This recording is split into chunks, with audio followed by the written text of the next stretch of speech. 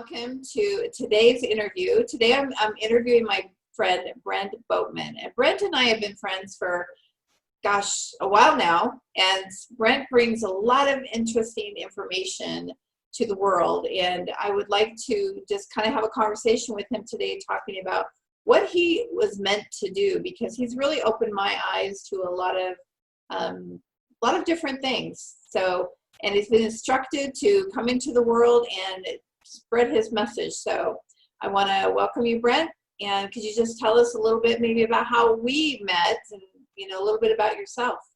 Sure. Hi. Thank you, Shay. My name is Brent Boatman. I met Shay from a girlfriend of hers by the name of Teresa.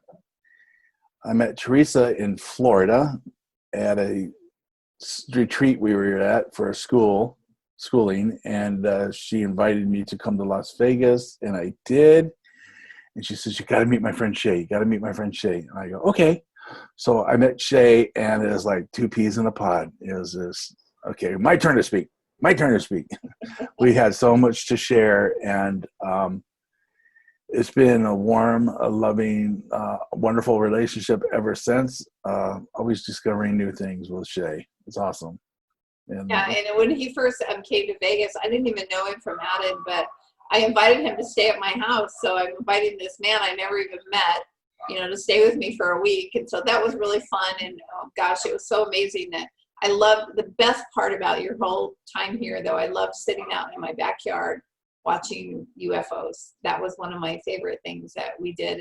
And then the times that we spent going up to Lake Mead, encountering those up there. So yeah, that's a lot of what we're going to talk about today is your connection to the UFOs. So can you tell us a little bit about what started you or what got you interested in UFOs, or how it came to be such a big part of your life? Sure.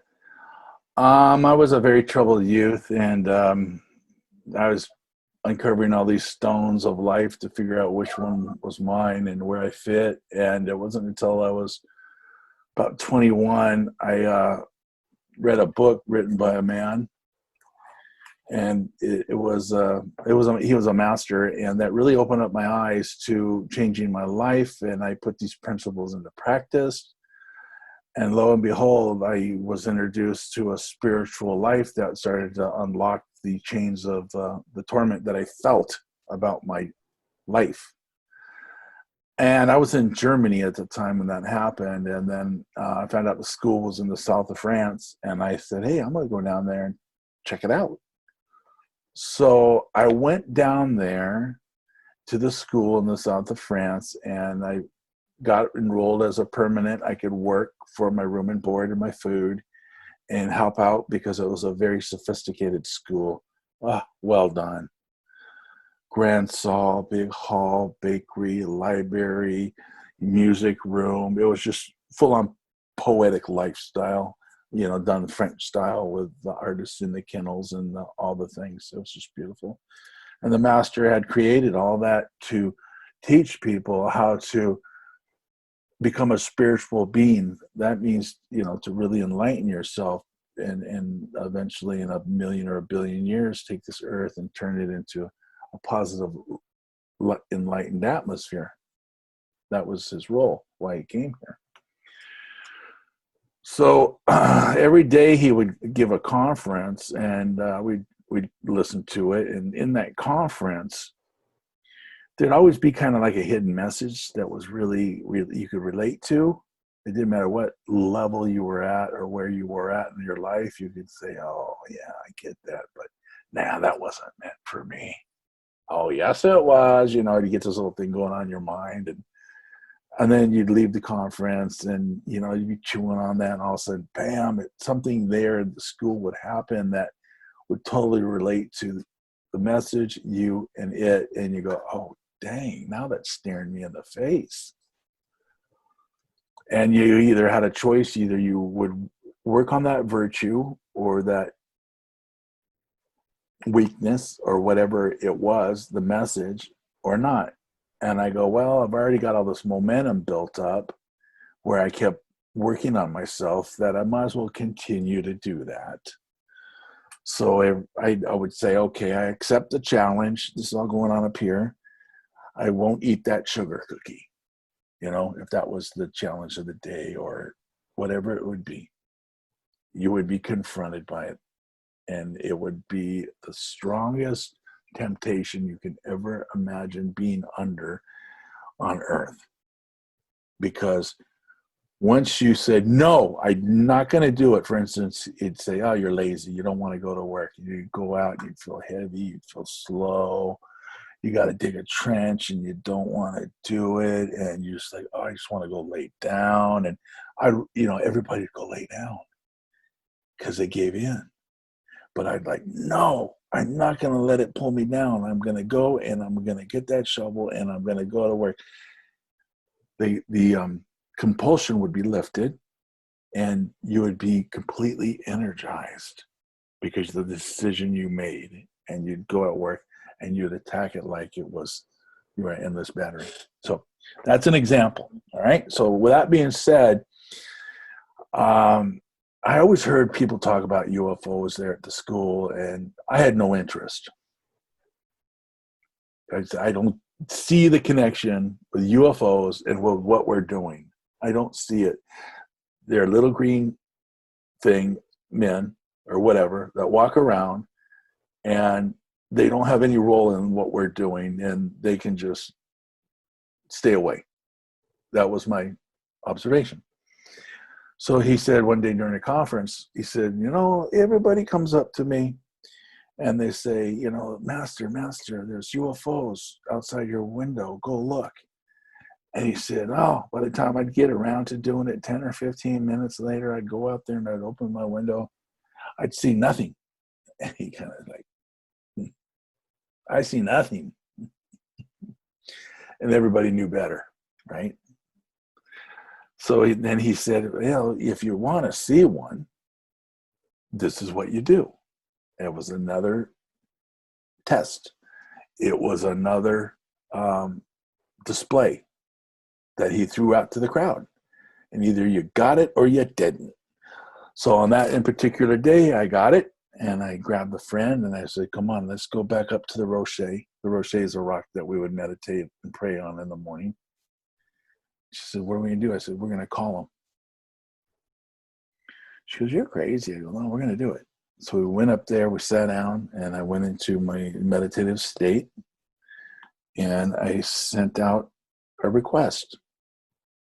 I want to see you. Because I had to do it. Because every other day, every day prior, I would do whatever he said. I would test it. I had to test it to make sure it was real. I didn't follow blindly. Trust and verify. This is my role. And I sat there, and a bunch of other kids showed up, and we were eating fruit and everything, and they were just singing and doing the French life, and it don't work.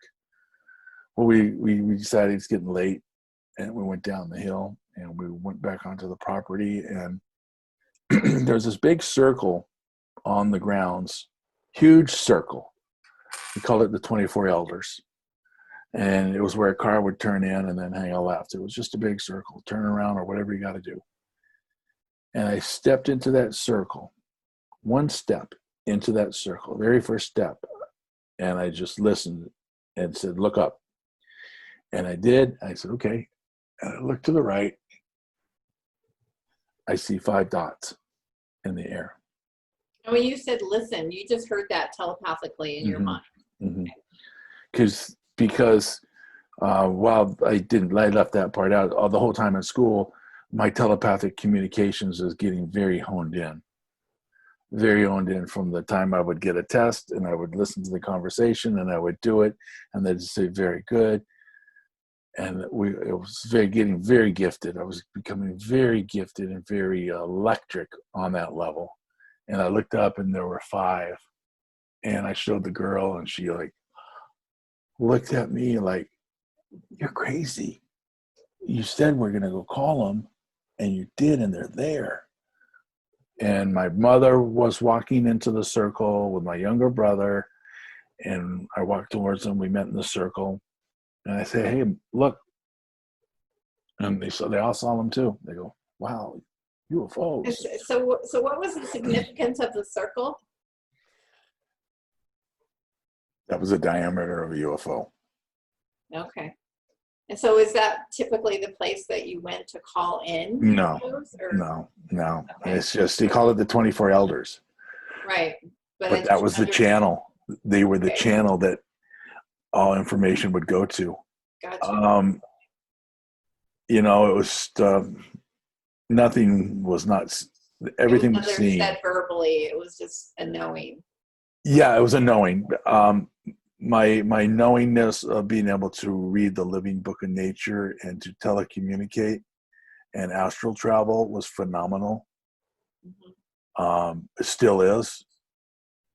I could, well, here's an example. I had a younger brother that I would go astral travel to during meditation, and I'd go into his room and I'd be above him looking at him, and I'd say, "Hey, what are you doing?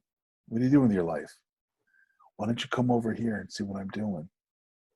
And over here was in He was in California and I was in France. France. And I did that for about 4 trips, 4 days. I could see everything as I go across Spain, Portugal, through the ocean, up across the United States, and right to the house and above it. And I automatically know, I didn't know which room it was able to locate it. And I could see him, the sheets, everything. I was there. And so 2 weeks later, after doing that, I was out in the field picking watermelons or something. And the Jeep came up, somebody came up and said, "Hey, we're going to the train station." I go, "Oh, well, big deal." They go, "Don't you want to know why?" I go, "Okay, why?" He goes, "Your brother Bart's here." So I'm like, That's pretty cool. powerful. Yeah, and this is what's really remarkable. I go, "Why did you come here?" And he said exactly word for word what I said to him when I was astral traveled there. He said, "Well, I figured I wasn't doing much with my life, so I'd come here to see what you're doing." That's amazing. Yeah, he ended up staying there for 10 years. Mm-hmm. And then my other brother stayed there, and the whole family came except for one. But the spiritual teaching really didn't stick with too many of them. You can get demagnetized quite easy, and I'm trying to get the word out, not to create a sect or anything, but with everything going on, people are going to need a way home. They're going to need a way out. Yeah. And so what happened to end up making you a believer in the whole process and the whole UFO thing? Well, then I went, out of all the people in the school, there was a lottery, he's looking for one man and one woman to go to Paris out of the 15,000 or whatever that came through that summer. And there, everybody was jockeying for position, and I ended up being the one he selected. Now, mind you, I've never really talked to him, but a couple of times we didn't need to talk physically. Everything I picked up on through dream state or telepathically. So when I was selected, I went there, and while I'm there, doing all these extra intense courses on developing, remembering my virtues, I call it. I'm not learning. I already knew it. I just have to uncover it again because I'm in a new body. We're eating dinner, and we needed olive oil. And it was in the basement of the big Grand Salle, the house, right? And there's a big mezzanine between the original house and the Grand Salle. And I said, "I'll get it." They go, "You know where it is?" I go, "Yeah, it's in the basement of the big building." They go, "Okay." So I walk out the door. I walk to the mezzanine, and right out in front of me was a UFO, because we were up on a mezzanine that dropped way down, and it was just anchored out there, and it was floating. And I go, "Wow, what's this all about?" So I just turned on my telecommunication abilities, and it said, You were meant to see this. Okay.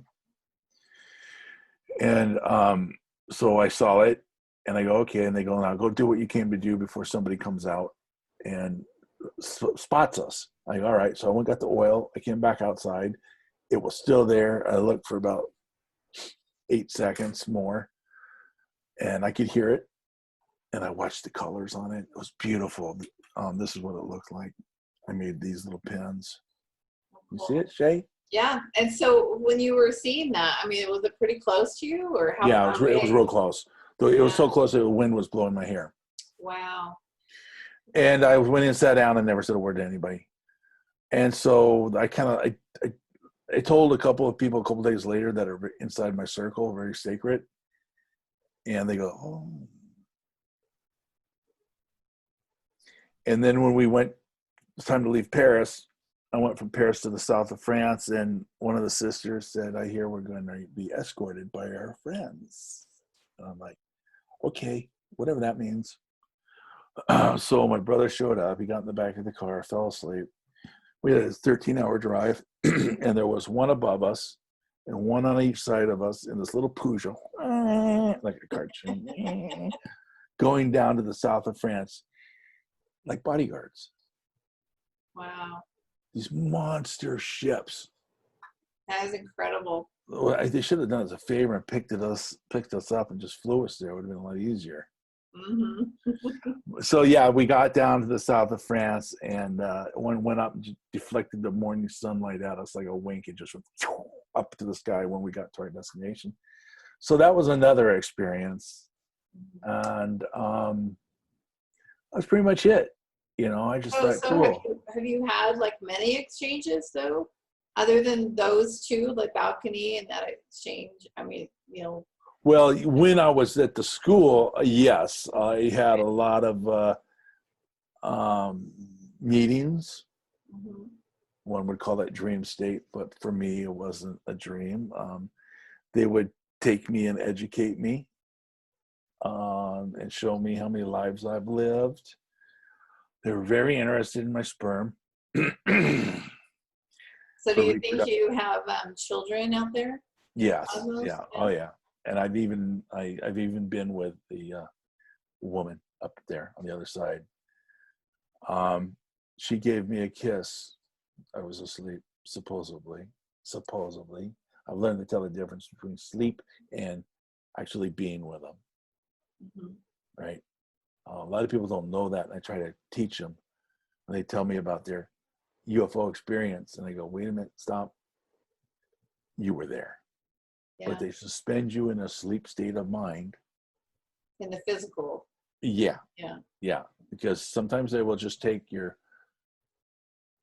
soul, not your soul, your spirit. They'll take that, but they'll leave your body there. Mm-hmm. And you will think you're there, but you're not there.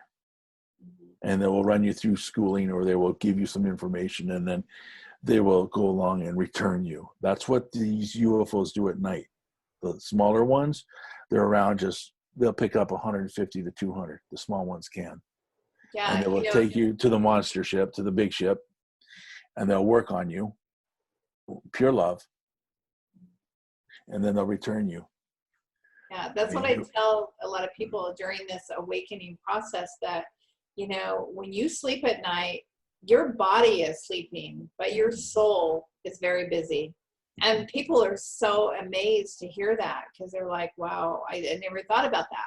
But that is part of that awakening process, where people are understanding that they're doing things that are so much bigger than what they can even imagine while they're asleep. And even during so many of my sessions, people are told, yeah, you're teaching school, or you're going to school, or you're a commander of a ship, such as yourself. So when you leave at night, a lot of my clients, they actually go back to their ship and they deliver information, or they bring back, you know, knowledge to the people on board. And so, yeah, it's pretty amazing what we do while we think we're asleep, but we're not. Our soul is very busy. Yeah, it's very alarming almost to think that your mind never sleeps. Mm-hmm. It never sleeps. It never stops. It's always plugged in. What fuels that? What energy fuels that? And that's where there's been such a disconnect with humanity and that fuel. Mm-hmm. That if they were to learn how to tap into that fuel, would be the same as tapping into abundance and endless information, endless spirit, endless guidance, endless love, endless blessing. But we have been dumbed down by our civilization and our forefathers and their forefathers and their forefathers to follow life and schooling and 2 + 2 = 4 and this means that and that is red and that is blue, and we've been so dumbed down to do that that our entire civilization has been derailed. Now people are waking up and they're pushing the government for information. They want to know the truth. It's a form of getting them wanting the truth in that dimension, but wait till they really get it unloaded on all the truth, the matrix and everything else. That's the great awakening. That's just a little awakening, that's a nudge. And that's why these things, this information though, is coming down in little droplets, you know what I mean? Because the human psyche cannot handle all of that information at one time. So that's why they're getting little bits and pieces here and there. And like the whole coronavirus, what's going on now, that's just kind of a catalyst to really help people start their awakening process who aren't on that journey. So there's a lot more of that stuff coming, but we can't just drop it into society, all of that information at one time, because people will really lose it. But as the information comes and you've been guided, what have you been guided to do to help humanity through this whole awakening process? How have you been guided? What's your journey? Well, I didn't know. I mean, they told me in the south of France that I am to do certain things. And I'm like, how am I going to do that? It's like if I told you you're going to lift an elephant, you're like, how am I going to do that? Right? I'm only 21 when they tell me this thing. I'm like, are you fucking crazy? Right? But it wasn't until I met Teresa, and then I met you. So that's like how many years? Like from 21 to 60. Now 60. It's like years. All these years, life just kind of went on as normal for you during that. I tried to be normal. I tried to get married. I Yeah. tried to do the family. I tried to do the life. I tried to do all those things, and everything failed. Yeah. Everything failed. Whatever it failed, because they would just say, not your journey, it's not your path. Push me back over there. And so now you met Teresa. Then what happened, and how did your life progress after that? So it's been a couple of years now, or a year? Yeah, it was. When I got in 2018, I was riding my motorcycle with the gang on the freeway, and I was doing 70 miles an hour, minding my own business, and this drunk driver came up and rear-ended me at 90. They said he was doing 90 when he hit me, and I walked away with hardly a scratch. And the doctors are like, this is a miracle. And I said, when I was injured, when I was sliding on that concrete, and I said, okay, I got the message from from my extended family, we'll call it. I got the message. I will do what I came here to do. I got it. And they're like, good. Because we get, they gave me a wake-up call, So later on, a little tidbit, I remember the accident, I replayed it, and I saw this white ball come and encapsulate me. And that's why I lived. Wow. I don't even remember hitting the ground. And I went home that night. I walked out of the hospital that night, and the doctors are just stunned. Mhm. Everybody was stunned that I lived. I got up off the freeway. And so at any rate, And so so I decided, after you did that, or after that happened, then how did you start your journey to your awakening at that point then? okay, well, I knew I couldn't go back to my profession, which was Okay. physical. So I was watching Dolores Cannon on YouTube probably 2 months prior. Mhm. And I was amazed because I recognized her as a master too. You know, I mean, she's a female, right? But when you're with a master, you recognize a master regardless of the gender. And my daughter was with me, and my daughter is very clairvoyant. She says, "Dad, you can do this. You can do what she does. You should do this, Dad. This is so you." So I decided, okay, I'll do it. I'll pay the money and I'll do it. So I met Teresa at school. Mhm. We became friends.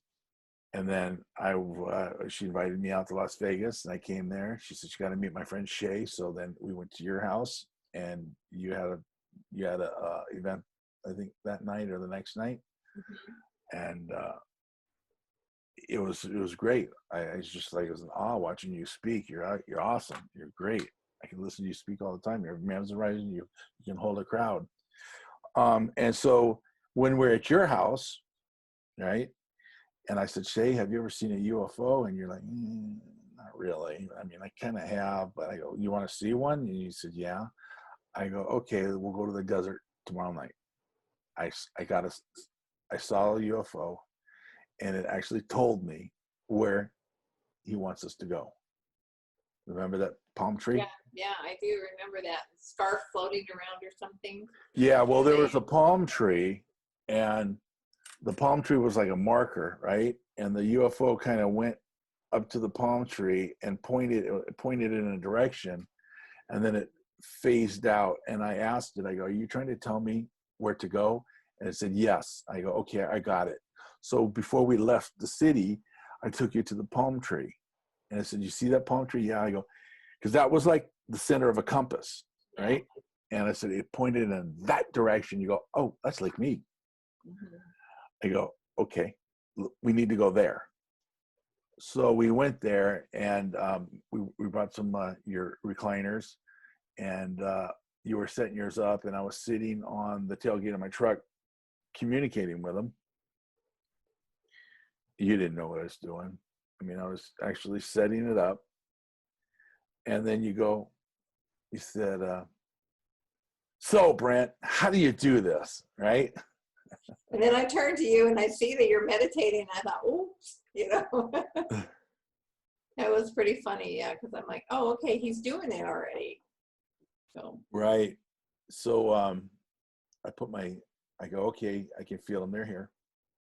And I put my hand on your shoulder, and I said, "Friends, this is Shay.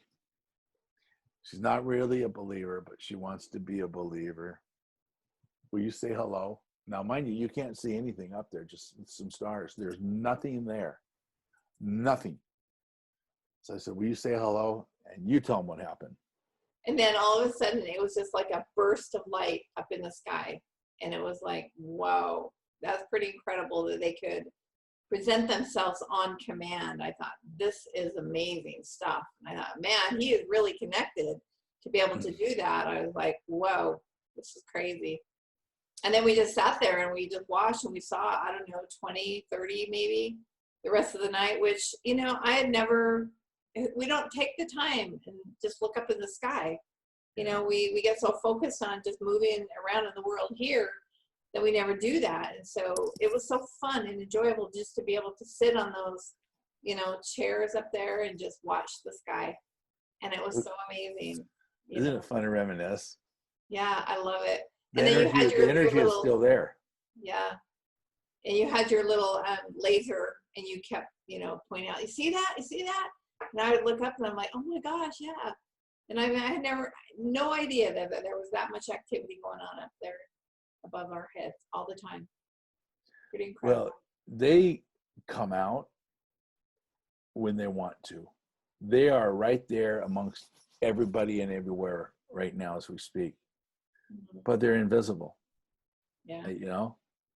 but they come out when they want to come out.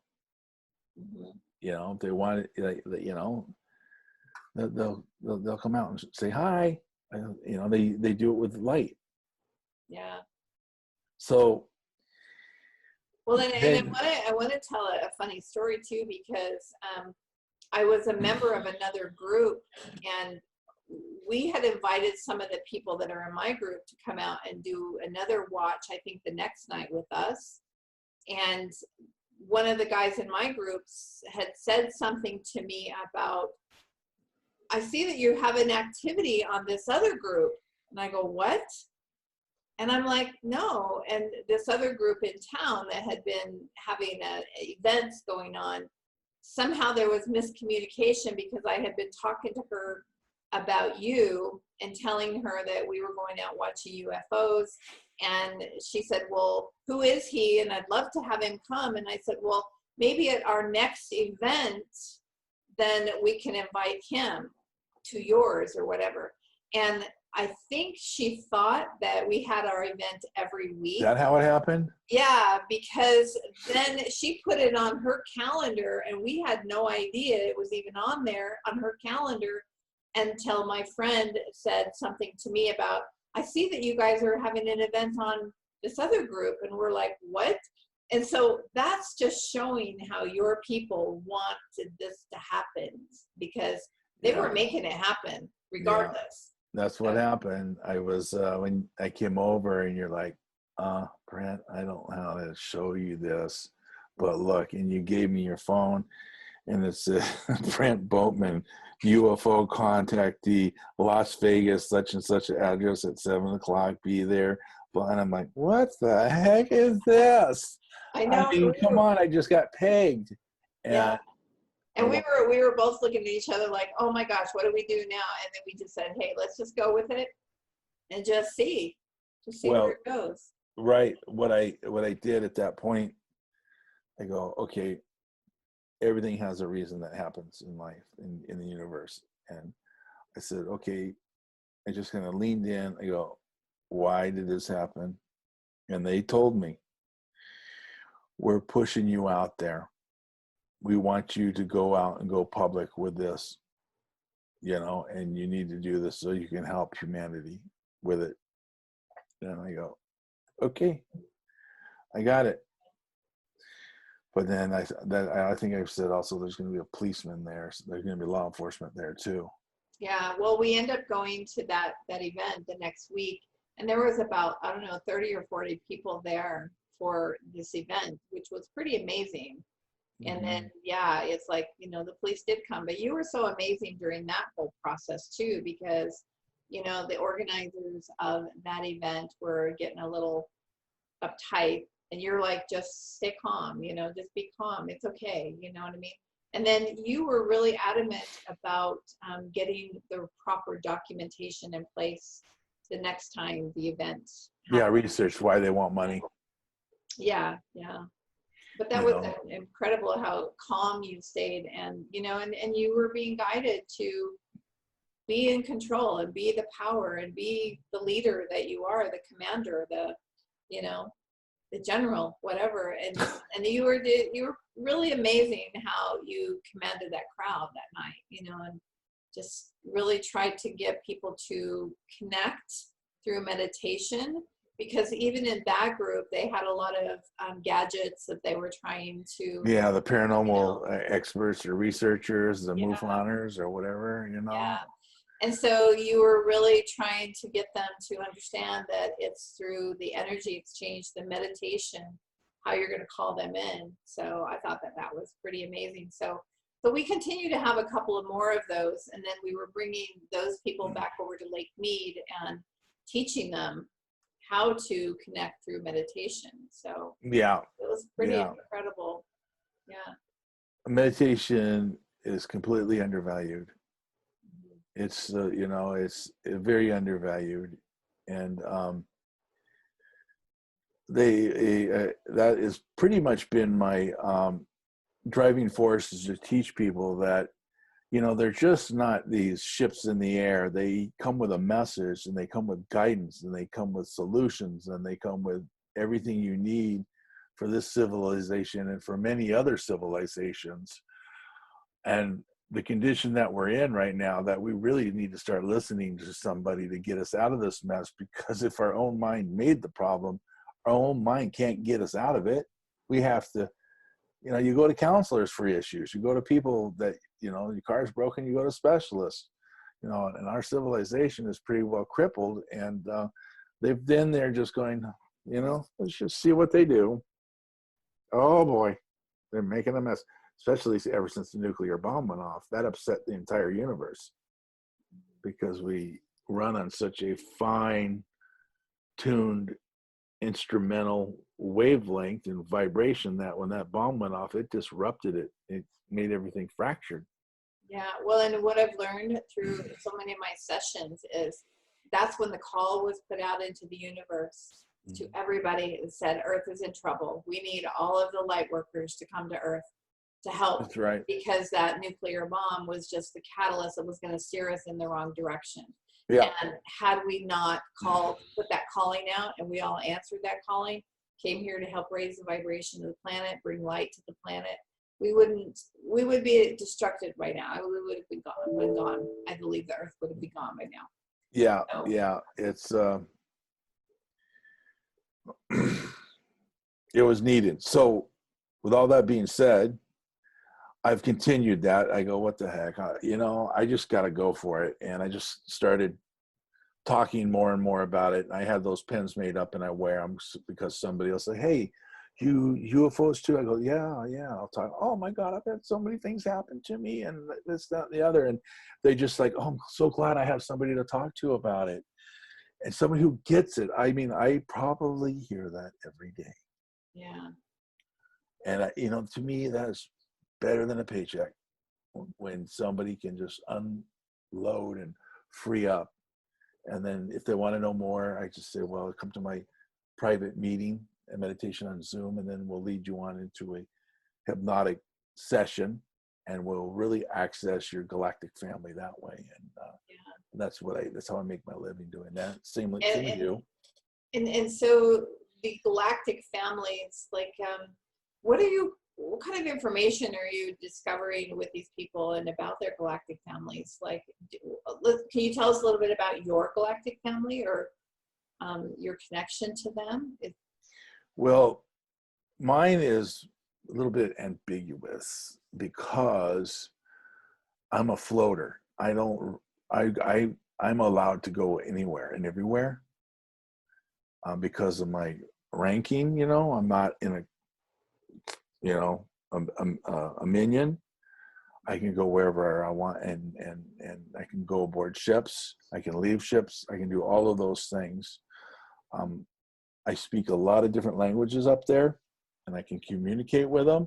When there's meetings, there's probably 40 different species in the meetings, and we talk about things. And I got a girl I got a crush on up there. She's a blue avian. Her name's Anne. I got a crush on her. She likes me too, but she's one of those like principal ones where the school teacher, where they're just like, they just adore you so much, but they have to compose themselves. That's what Anne's like. Hi, Brent. And she's real high ranking because all the colors and all the rings around her neck say everything about her. And so anyhow, that's Anne. And just a simple name, right? But I'm sure that's just your. That's probably just a name that they gave you so you could understand it. Yeah. So mainly what my role is I teach people to link to their ship, right? Because that is really their higher self. That's why they act so on command with my voice, because my thoughts and theirs are the same. There's no separate. We're not separate. That one time I was pointing at a star and I said, you see that star there? They'll hide right in front of that star and use the backdrop as camouflage. And as I'm pointing at it and everyone's looking at it, what happens? One slowly makes its way out from in front of the star, as to say, See, he's right. He's not bullshitting you. Mhm. And they showed you. And there's been plenty of other incidences like opening portals that I was able to do, and a huge ship come through. To maybe a month ago, 2 months ago, I guess, the night the lockdown was released, I went out to my friend's house over the water, and I said, I'm not going to stay in my little house in the woods. I want to be someplace where I can breathe and I'm comfortable. And I went out there, and the very first night I was asleep, and I woke up at 4 a.m. It's like they took me back and put me back in bed. And they said, Brent, you were just on this nice ship here. Now, when you go back into your bed, we want you to look for us over the water. And I said, okay, I will. So I got back in my bed. I woke up. It didn't take me long. I go, okay, I got to go look for him. So I grabbed my camera. I got this little night vision camera. And I went there, and it's cloudy, and I'm like looking. And sure enough, there's a red flashing light over the ocean. You cannot see it with your eyes, naked eye. You can't see it. But because the camera is so light sensitive, it showed up. Right. So I watched that for about 2 hours. And then I realized, I go, what is it? And they go, it's a parking beacon. I go, oh, so the little ships are off doing their work, and that's where they're supposed to come back to. They go, yes, it's a parking beacon, so everybody knows where to return to. I go, okay. So then it was getting, the sun was starting to come up. It was getting lighter out. All the ships returned to that spot, but the monster ship, the huge ship, the big ship, the big ship, that's like a small planet, showed up. And I recorded all this on my camera. And I posted it, and I said, look, this is the big ship phasing in. And then I also posted, I only got a little bit of it floating away, leaving. That was the next day. They told me they're going to be back again, find us the next day. Sure enough, they were there the next day. Wow. So anyhow, this happens a lot. I get messages. Yeah, I know. You sent me a video a couple of weeks ago, and you're like, Shay, I know there's a ship out there, and I could see it, and I recorded it, but you asked me to slow it down. So you sent me your video file, and I put it on my video editing program, and I slowed it down. And maybe we can share that where people can see that, because it was pretty incredible to see that blinking on and off, that light. Once we slowed it down, you could really see it. Pretty incredible. So we'll put it up here and let people. Cool. Yeah, they'll like it. And especially if we could freeze it on one frame where this big, beautiful purple light around it. Yeah. And in the middle, you see the ship. Now, if you look real closely at the little white dots in front of it, those are the normal UFOs. That puts it in perspective how big that ship is. Yeah. That thing can hold 5,000 of those ships. It was that big. Wow. It was monstrous. So yeah, and it's hard for us to see it from an image, like what I could see on there. I can't tell how big it is, but it was pretty incredible. I was like, oh my gosh, this is so amazing. So I loved it, just editing it. And then I tell people about it all the time. I'm like, oh my gosh, my friend, he's videotaping ships out there all the time. So pretty incredible. Mm-hmm. Every night I go out. I was going to say, how do you contact them, or how do you make arrangements to contact them? Oh man, you got to pay big money for that one. And that's what I do. It's just the same thing that my master taught me. I just meditate. And when you get to the right frequency, they hear you, they know it. And then I'll send the message, and then I'll go outside, and there they are.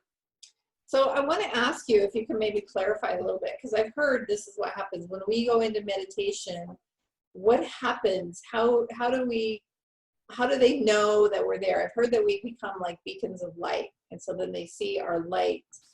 So how do they connect with us, or how do they know that we're in meditation? Well, first of all, let me back it up here a little bit. This is what I teach in my meditation class. This is, Okay. you guys are going to do something that's completely the opposite of the world right now. You are going to stop your body, stop your conscious mind, and you're going to open up a door that is to the other world and to them. You've never done that in your life. You've never even thought about doing it. And it's completely the reversal of the world. When you do that, they're up there going, because they're divinity. The angels, that's them. They're not these creepy little beings that you think they are. They can be whatever they need to be to get your attention. Right. That's how they are. They can come in as angels. They can come in as whatever they want, whatever is going to be your trigger. So when you do that, I was just coloring when you called. my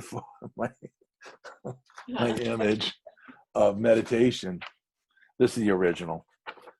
You see, when you do that, here you are, and then here's your house, your bicycle, your family, your life, your factory.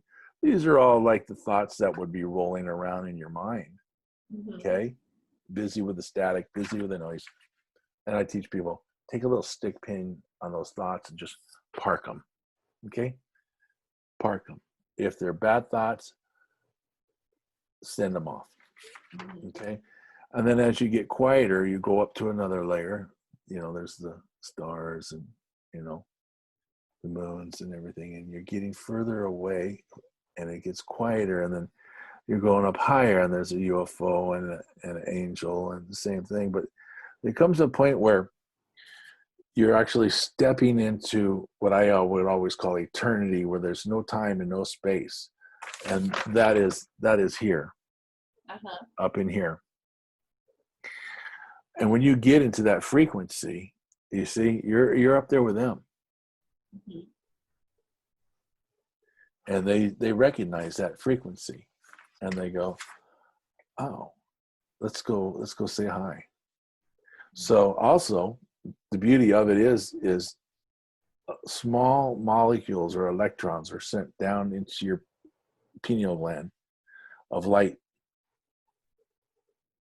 because they're rewarding you with that energy, because you're going the opposite way of the world and you're reaching up to the divine world for a superior and a much better consciousness. And that's all a part of the exchange. And so when they send that down to you, what is that doing for you? It's kind of like finding the right parking spot all day long, going down the road, hitting all green lights.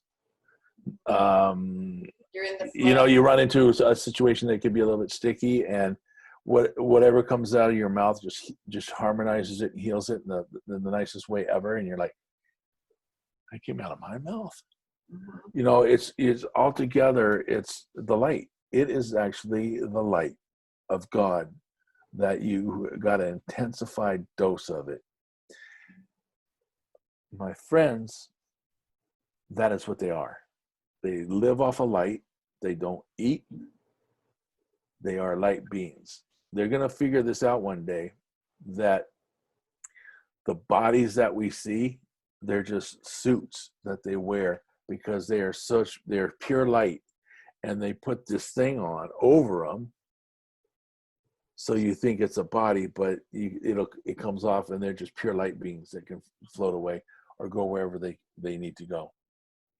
Those are just suits they wear. Yeah. And I think I've been saying that, I think David Wilcox said that not too long ago, that they're just suits that they wear to contain their light bodies. Right. So I said that 2 years ago. Yeah, pretty amazing. So. Yeah.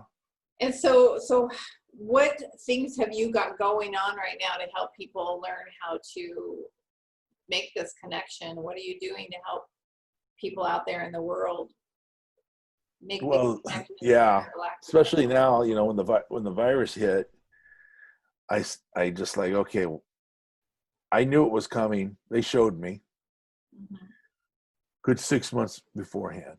And I've been warning people about this. I told you about that dream or that image that they showed me. I've been telling people about it for 6 months. Get ready. This change is coming. This change is coming. Oh, whatever. You're such a conspiracy, whatever they call it. I go, no, this is real, you guys. I can't tell you how much it's real. It's going to be here. And they showed me in I would say dream state, but it's not. It's just school. They said, look, this is what's coming. The ship came down, it squirted this liquid white light out, and it rippled out like that across. I go, that's going to cover the entire planet, and it's going to separate humanity. The enlightened beings from the non-enlightened beings. The believers and the people who have faith from the people who are afraid and have no faith. I said, how intelligent is that? And the people I were with, they said, hey, Brent, look, the light, let's run to it. And I said, nah, don't run to it. It's going to be here. It's here. We were able to walk and talk and carry on through life like nothing ever happened. All the other fear mongers froze. And I said, isn't that interesting how it's going to separate humanity without firing a shot or without anything else? So with that being said, I try to teach people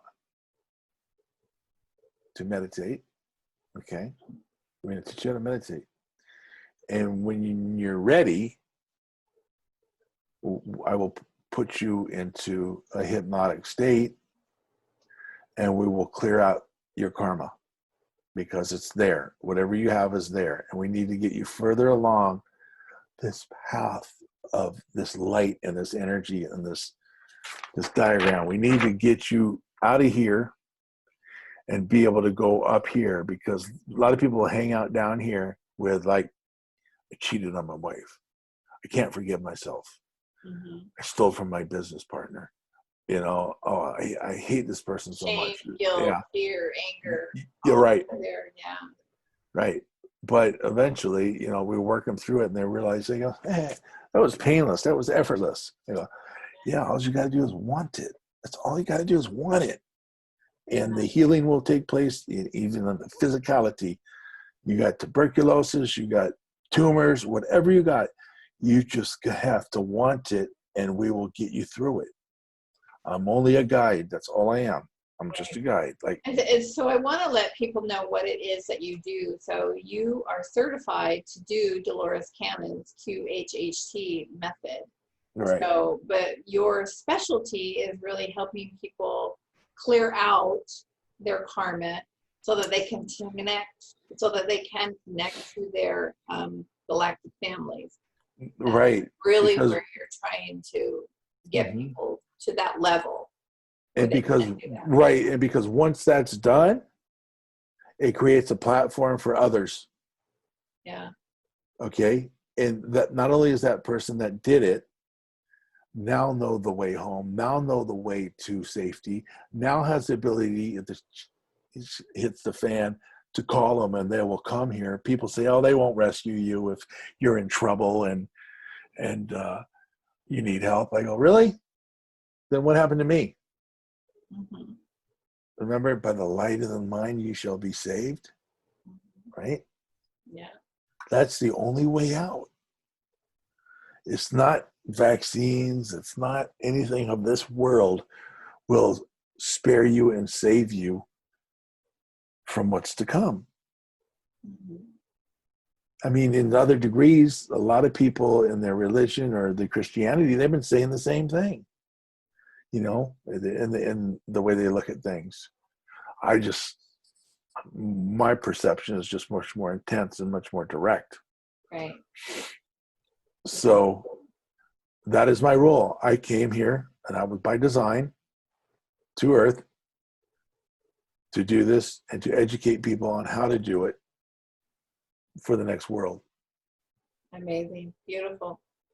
Well, is there any last messages you would like to leave for our community today, or people listening to this interview, that's important that you want them to be aware of before we end this interview? Well, for one, if you're watching this interview, I applaud you. And if it resonates with you, I applaud you even more, because you are of that vibration. And if you're wondering where you need to go, just reach out to Shay or myself, and we will continue this journey together. Okay, you will not be alone ever when you come with us. All right, this is a continuing thing to the next world. That's and Brent has his website, brentboatman.com.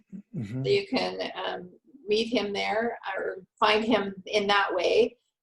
He's also going to have daily meditations. Is that correct? Yes, I do daily meditations with a lot of people on Zoom. Mm-hmm. Whether they want to go, it's a prerequisite I have. Excuse me, if you want a session, that I want you to meditate with me, and we need to get you very calm and relaxed, because I want you, I don't charge for that. I want you to have success. I really, really do. I do charge for a session, but the meditation, no. I do it anyways. Right. So I just send out an invite to everybody. And I think it's really amazing, because I know a lot of the clients that I have and I see when they first come for sessions, they're always like, I don't know if I can go into that state, or I don't know if I can be hypnotized, or I don't know, And so this really helps dispel that anxiety about wanting to know, or, this way you know what meditation is. So you're jumping the first hurdle to having a session anyway. And so you're able to go into there a lot easier, quicker, just by being able to go into that meditative state. So it's a great way to, start the process. So go to brentboatman.com, and he'll have a link there where you'll be able to join up in his meditation. Just click on that link, and then you'll be able to join that. And right now you're having it at 6 a.m. Is that correct? Yes. Okay. But follow his website, because he may end up changing that in the future. But for now, it's at 6 a.m. Pacific Standard Time for anybody watching this video, so you'll know. So. Yeah, the only thing that makes me change it is we kind of stick close to the sunrise time. Yeah. And if you're a newcomer, the course will be geared for you. Everybody else knows what to do. They can already go off on their own way. They know they've done it. They have great patience and great love for newcomers, and they're very friendly and warm. And I'm very blessed to have my friends and everything. Beautiful. And I love what we're creating. Yeah. And I thank you so much. You're awesome. Your interview, bless you with light and love and abundance. And may your reality be full of colors and bliss. Thank you. I love you, my soul brother. Namaste. Namaste.